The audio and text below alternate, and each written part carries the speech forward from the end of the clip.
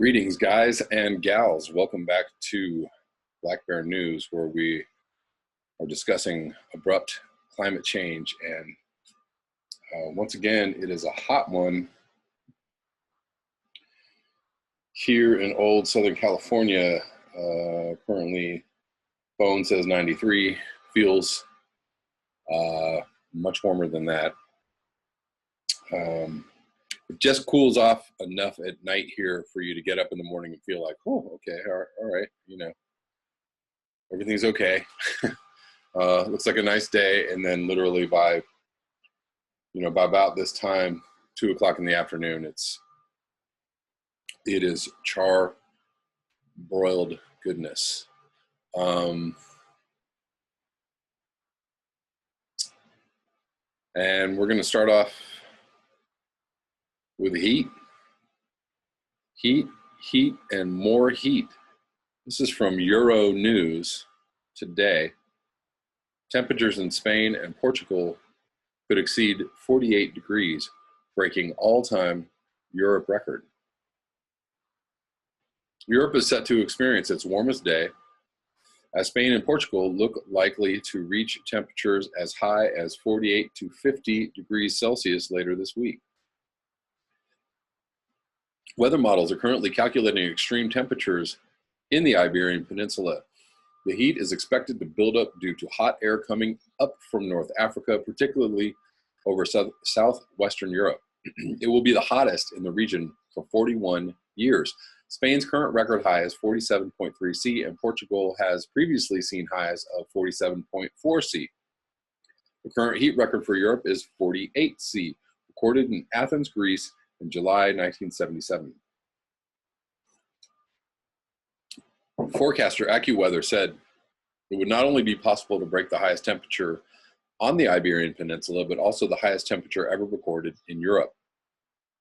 Dr. Mark McCarthy from the UK Met Office told Euronews the peak of the heat looks likely to occur on Saturday, with southern parts of Portugal or perhaps southwestern Spain expected to see the highest temperatures. Temperature records for Spain and Portugal may be broken. McCarthy explained that Europe has been experiencing a notable heat wave this summer, as well as many other places.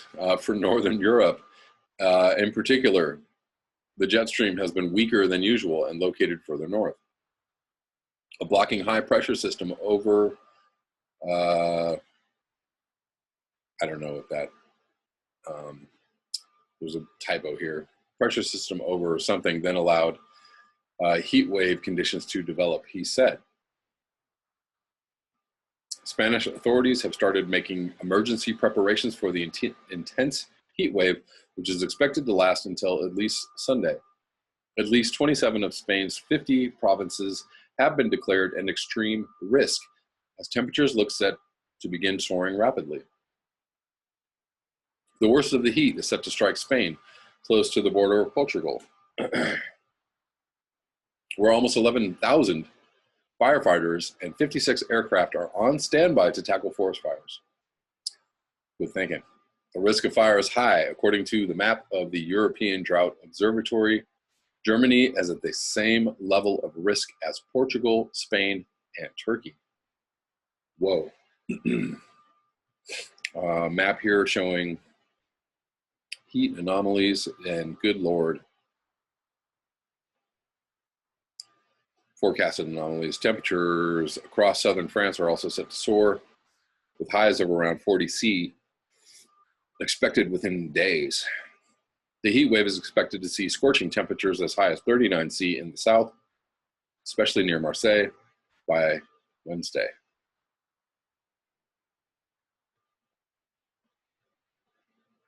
In the UK, temperatures are set to reach 30 C again, following lower temperatures over the last few days as the heat wave returns to Britain.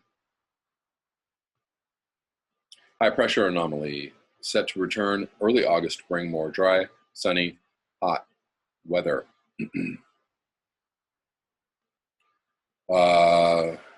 Yeah. Moving on, this is from Desdemona Despair. This is by Dr. Jeff Masters from today. All-time heat records fall in Korea.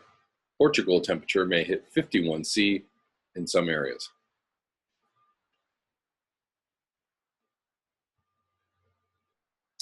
Wednesday, August 1st, 2018 was the hottest day in Korean history, as a withering heat wave toppled all-time heat records throughout the peninsula.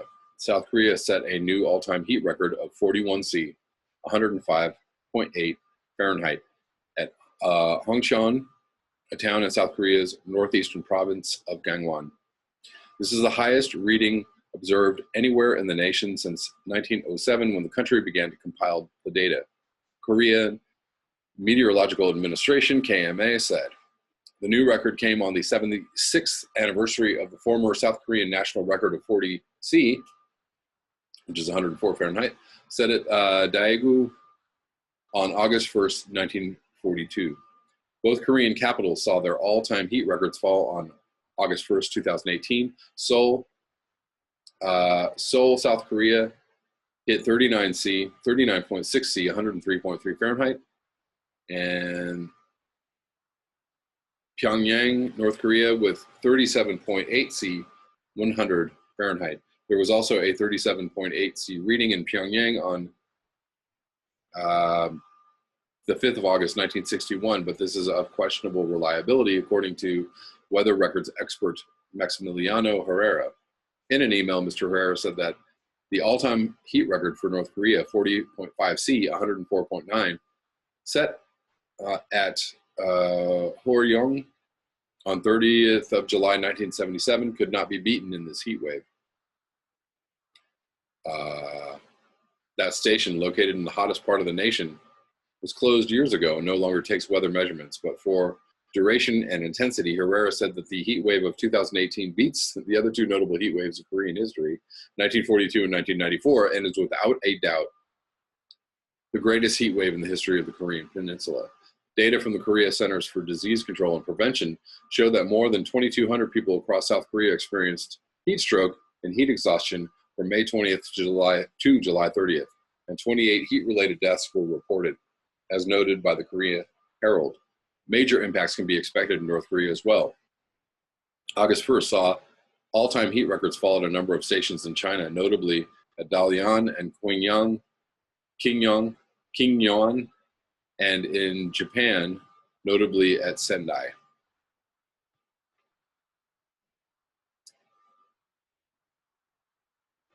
August 1st, 2018. Let's see.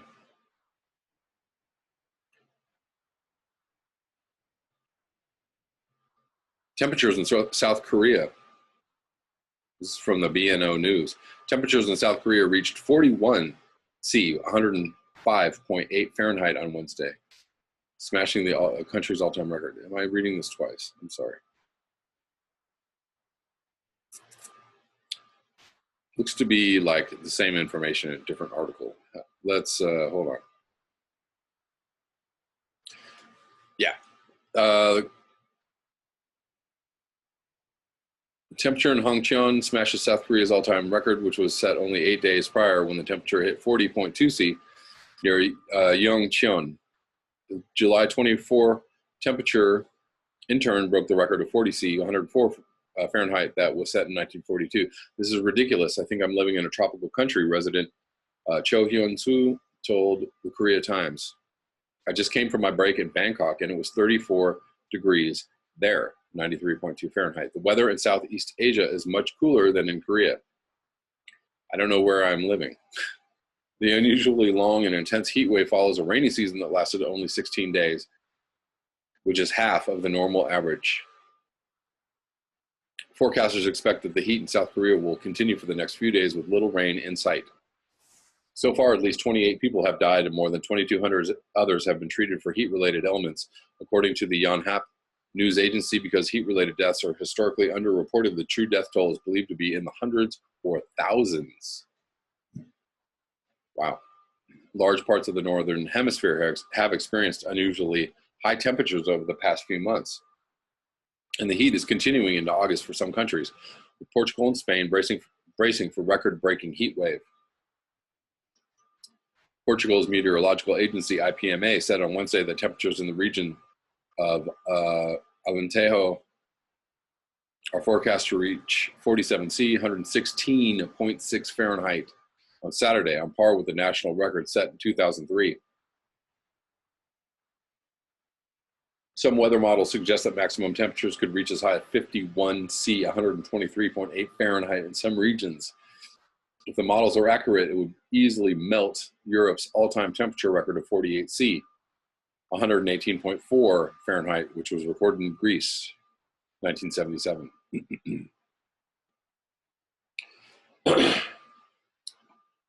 Oh, yeah, guys.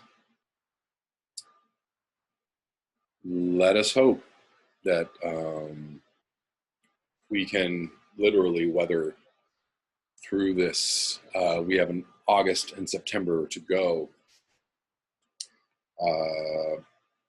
for being the hottest part of the northern hemisphere for most, and also for Arctic ice melt to think about, which is not looking good as well.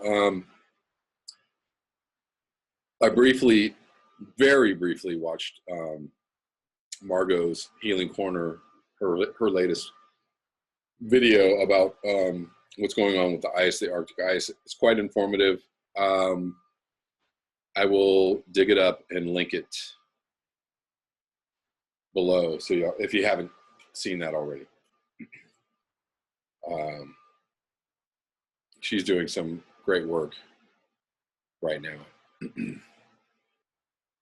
Moving on to QZ.com, excuse me, from today. Humans have depleted the Earth's natural resources with 5 months still to go in 2018. By Michael J. Corin. The Earth is finite. Civilization's appetite, it seems, is infinite. The Global Footprint Network, the GFN, has been assessing just how much of the Earth's resources we use, from water to clean air, and the day each year when our species overshoots the planet's ability to annually regenerate itself. Humans have overshot nature's annual budget starting in the early 1970s, and every year the overshoot date keeps creeping up. In 2018, it's August 1st.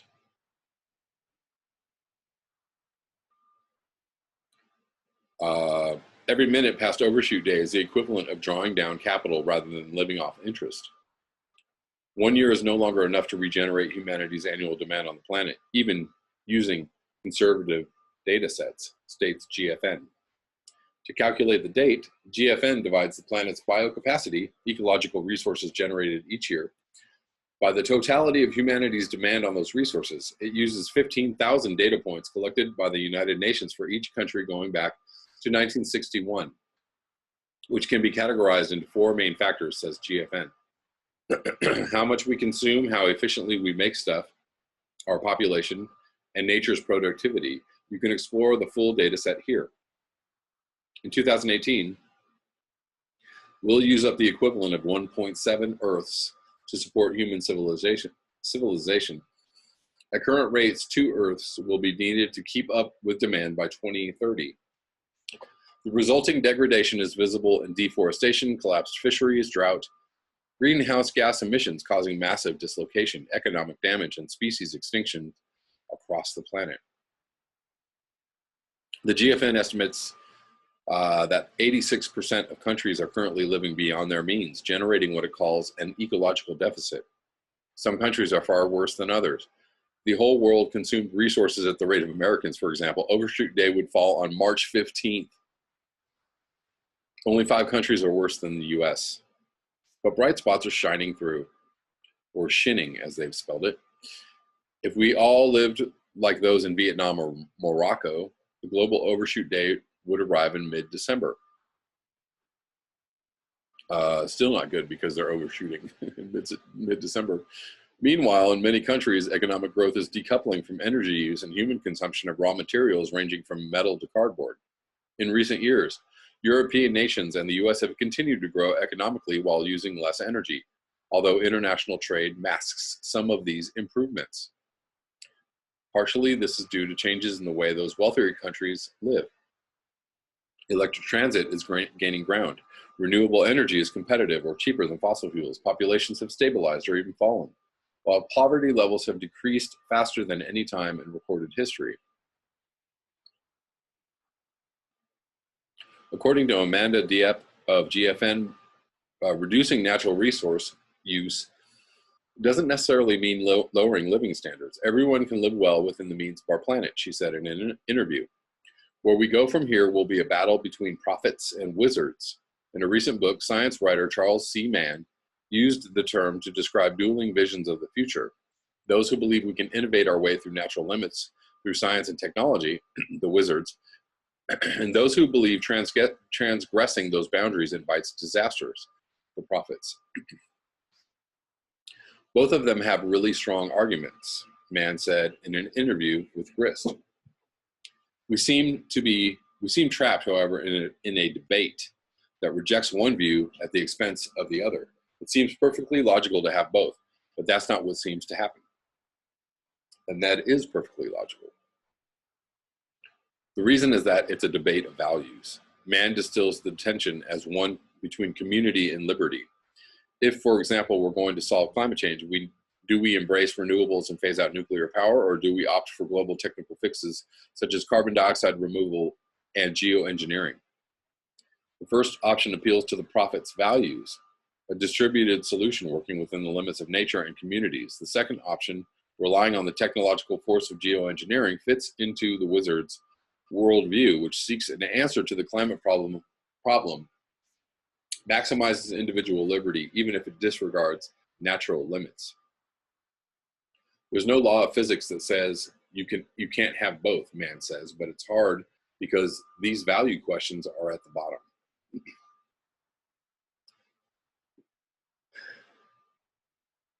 If there is any way out, both will have to come into play. Absolutely.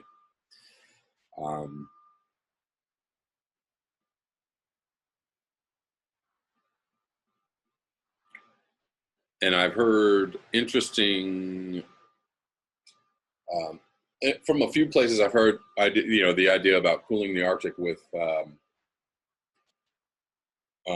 wind turbines, basically.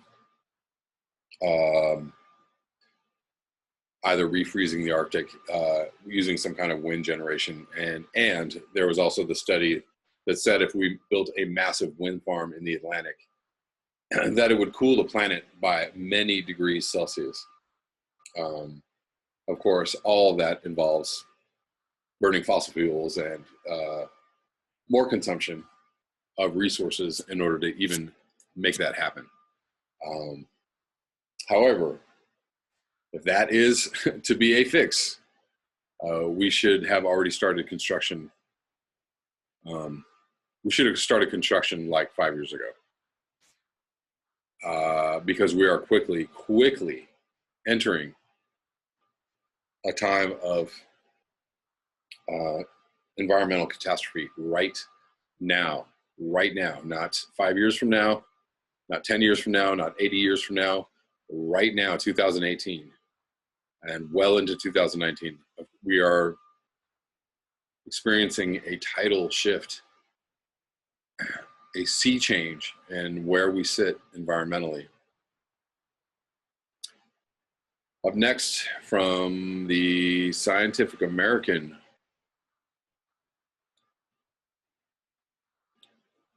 climate change. We're not literally doomed, but there's space for action between everything is fine and the apocalypse is upon us. This is from Kate Marvel from July 30th, 2018.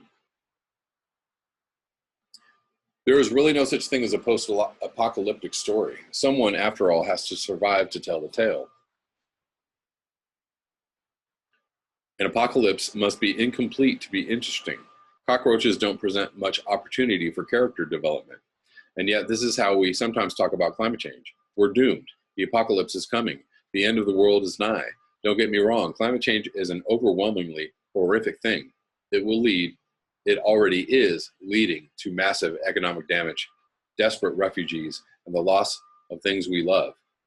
But it's fundamentally different from an asteroid impact or a zombie plague, and I think it's important to understand why. I do understand the urge to catastrophize. My last name is Marvel, and if you make a joke about its resemblance to a certain mass entertainment conglomerate, you will definitely be the first person ever to do so. But to support the family business, I've seen a fair number of superhero movies, and I understand the stakes are high. Movie supervillains are never trying to make sweeping changes to the tax code or reform the regulatory state. They're trying to destroy the entire universe and murder every single one of the good guys. The assumption seems to be that audiences simply won't care about anything less than total destruction.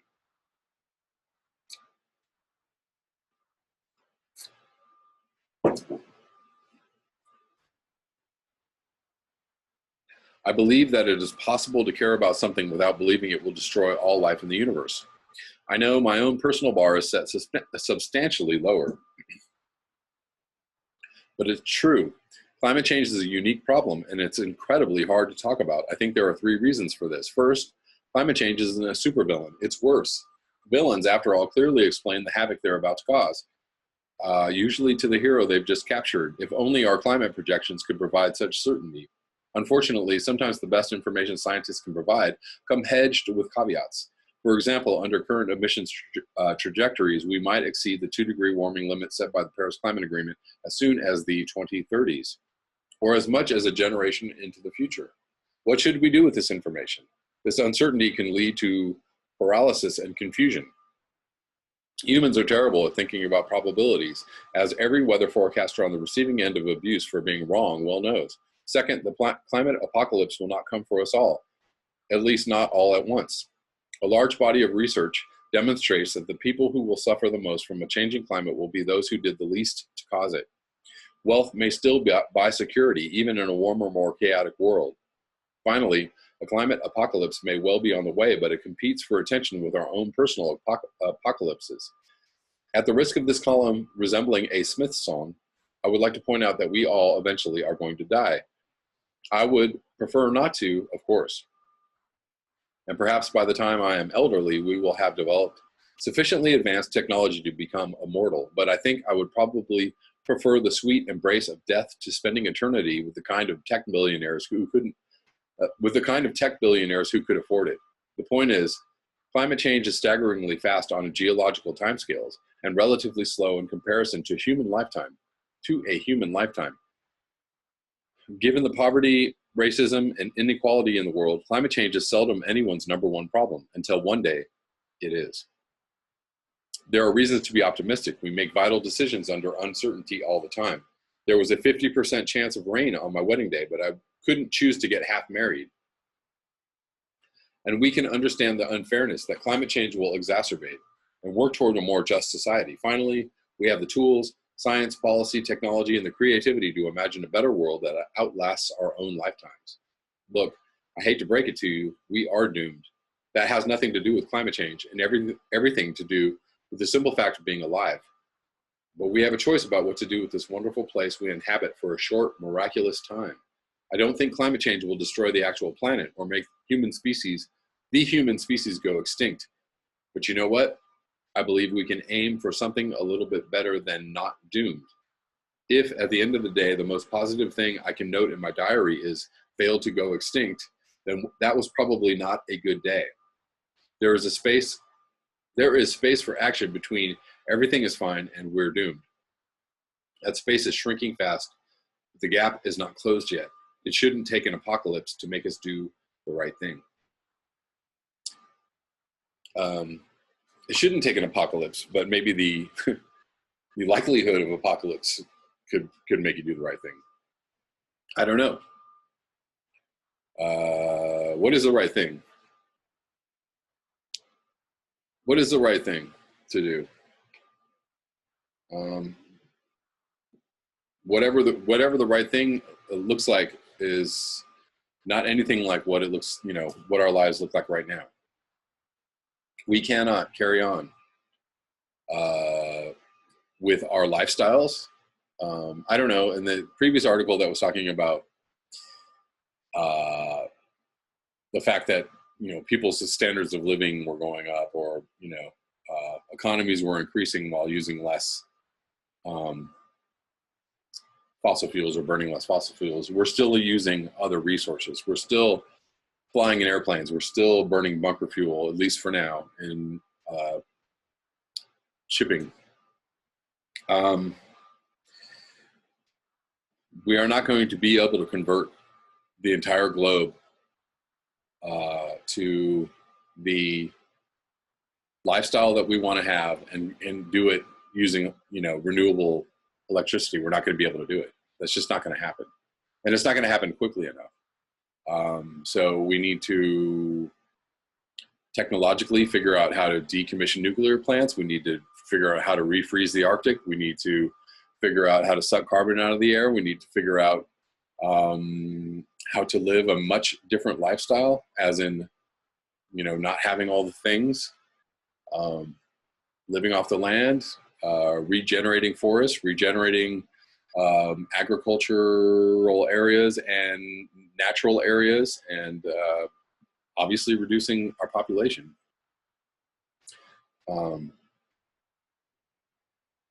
I don't know that we have time to do that incrementally. If we had 30 years or 40 years, we could do it incrementally, but we don't have the time. We need emergency, full stop, mission abort, everything, all hands on deck, turn the ship, 180 degrees around before we hit the iceberg, and we need to do it in the next few minutes. So that's where we're at. We're going to need some leaders. We're going to need some people that are talking about this. We're going to need some people to be brave enough to, give the big finger to the corporations and just say, that's it. It's over. Take your money. Have a nice day. If you want to help in this project, we'll gladly take your donations. We'll gladly seek your help, but you're no longer, a viable entity right now on this planet. You just are not. Oil companies, you are no longer viable. You just are not.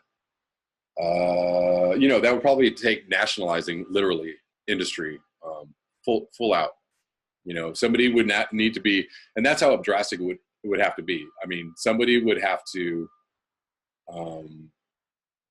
become president, be elected president, whatever, and they would just be like, that's it, we're nationalizing everything. Corporations are going away. Private enterprise is literally going to, become a local thing. There will be no corporations. There will be no national, huge conglomerate, worldwide industries. Those just won't exist. They cannot exist. We're going to have to draw down the military. All kinds of things are going to have to happen in order to make this happen. And it's going to happen like that. That's the reality. That's what we're looking at. That's what we're facing. It's not going to happen like, okay, guys, we're going to build a few more solar panels. Okay, guys, by 2035, we're going to, convert half of our, nope, sorry, too late. Too late. Paris Agreement, too late. That's just a reality.